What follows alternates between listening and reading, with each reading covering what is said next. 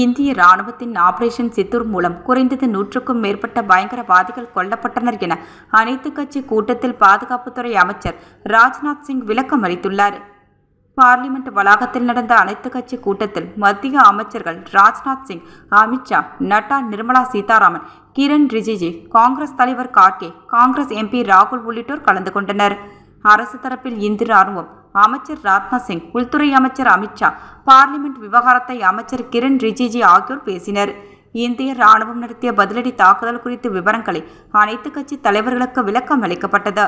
தலைவர்களின் சந்தேகங்களும் அவர்கள் விளக்கம் அளித்தனர். இந்தியா மீது தாக்குதல் நடத்தினால் பாகிஸ்தானை திருப்பி தாக்குவோம்.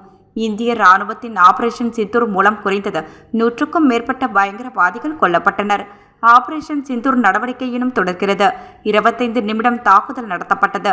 தாக்குதலுக்கு ஸ்காட் ஏவுகணை மற்றும் ஸ்மார்ட் குண்டுகள் உட்பட அதிநவீன தொழில்நுட்பம் கொண்ட ஆயுதங்கள் பயன்படுத்தப்பட்டன. லஷ்கர் இ தொய்பா மற்றும் ஜெய்ஷா-இ முகமது பயங்கரவாத அமைப்பின் தலைமையகம் இடித்து தரைமட்டமாக்கப்பட்டது என தெரிவிக்கப்பட்டது.